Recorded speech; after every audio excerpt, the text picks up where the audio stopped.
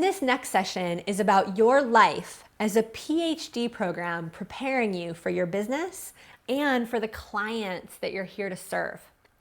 And when you think about it, you've been through a certain set of life circumstances that really, some of those circumstances, maybe you never should have had to go through. Maybe they were so painful that you shouldn't have had to go through them. But in going through them, you're now uniquely qualified to go back and help others navigate similar terrain.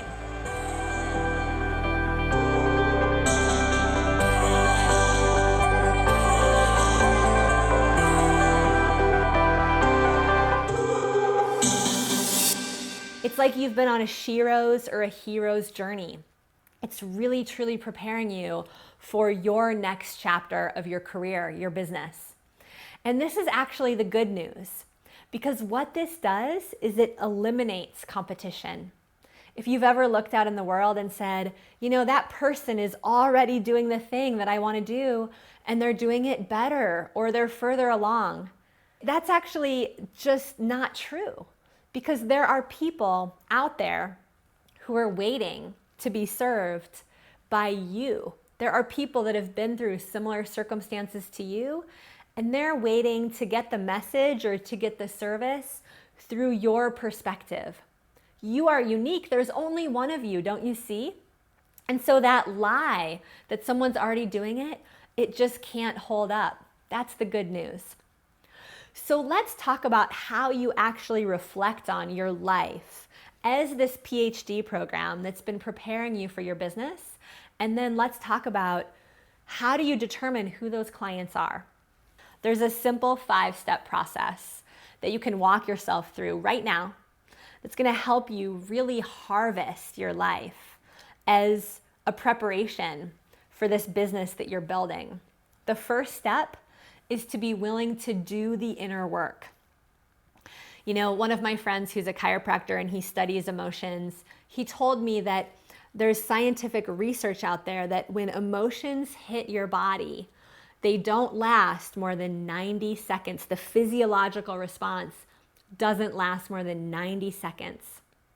And so if you feel sad, if you feel frustrated, if you have, you know, emotions coming up in response to your business, in response to your dream, those emotions, they can be worked through. After 90 seconds, that physiological response is gone. What that means is that after 90 seconds, that emotional response is gone, but your story is what's keeping it alive. And so your inner work is a chance for you to feel what you feel. You know, one of my friends says, let yourself have it all the way. You know, if I'm not leading a call or making a video and I get hit with a tidal wave of grief or fear, I literally have been known to fall to my knees in the middle of my room and cry, or beat my fists on a pillow and let it go completely. Let myself have what I have so I can take a deep breath, gather myself together, and get back into my life, because we don't have very many minutes in this precious lifetime to give our gifts. So that's number one. Do your inner work. Express yourself. Move through your emotions. Get support. Step number 2 is to stop worrying about specific challenges in your life and how those might translate into your message. For instance, I've been through a divorce. I'm not necessarily here to serve divorced women.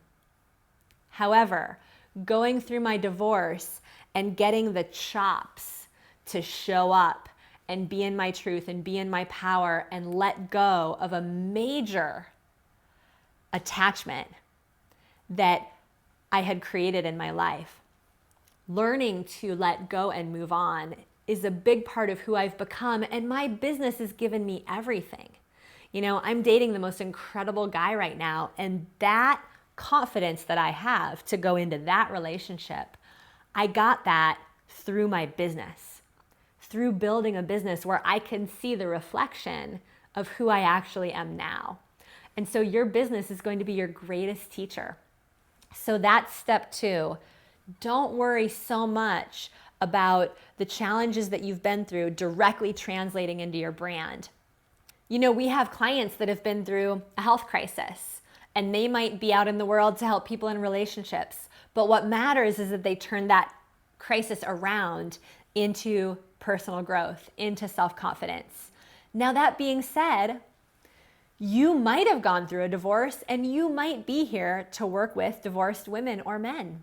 And you might have gone through a health crisis, and maybe your next role as an entrepreneur is to help people through their health crisis.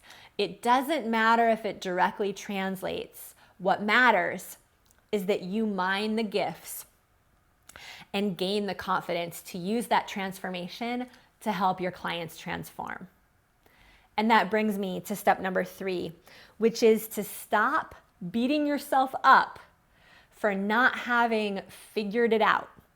Okay? Many of you are in some point of your life where, whether you're 20 or 30 or 40 or 50 or 60 or 70, and you might have some story that you should have figured this out by now. You should magically be able to know exactly what you want to do with your life. And you know, there's 21-year-old millionaires out there, and why am I not one of them?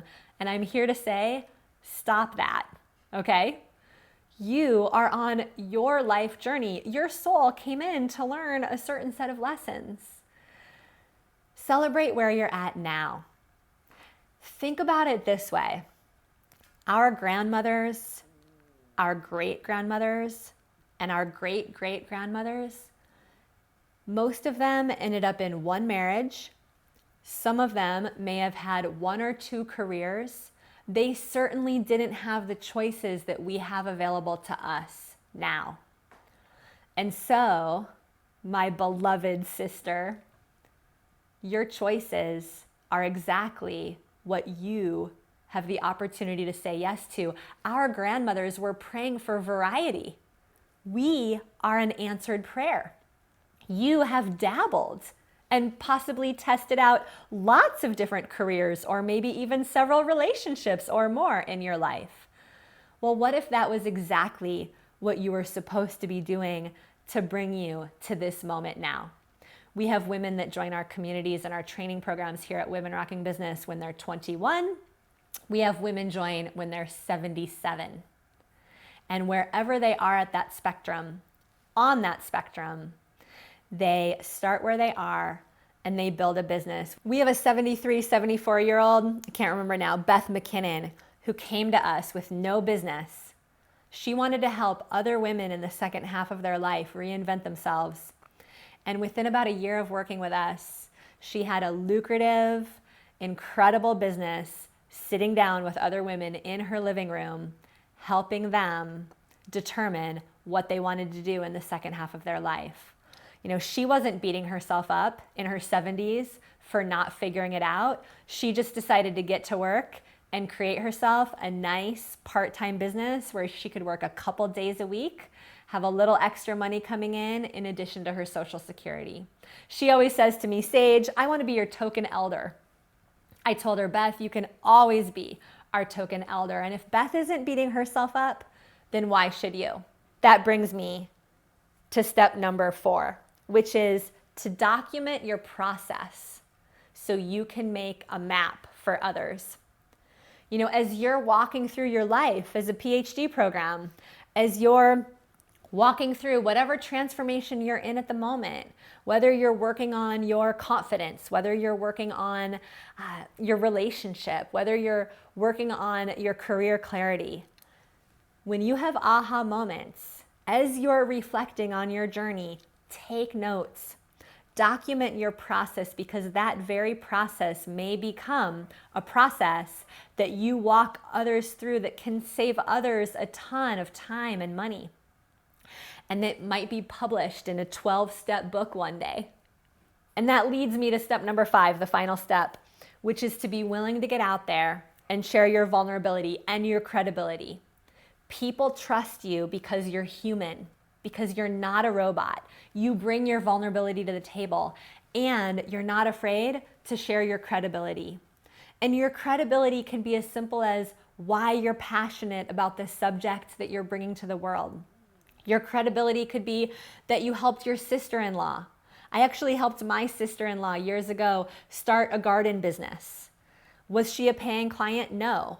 Did we help her make tens of thousands of dollars with her gardening business? Yes. And so I loved to tell that story as a way of building my credibility when I was just starting my business because I didn't have any paying clients, right? And so start where you are. Be credible, be vulnerable. That's why people are going to trust you, because you're you, not because you're some robotic version of yourself, but because you are you. And if you got value from this episode, I invite you to hit the subscribe button so that we can get you weekly business trainings in your inbox to help you grow your impact and your income the women's way. Head over into the Women Rocking Business Sisterhood Facebook group and introduce yourself there, because women go so much further when we go together. Just click the button to subscribe and we will see you on the other side.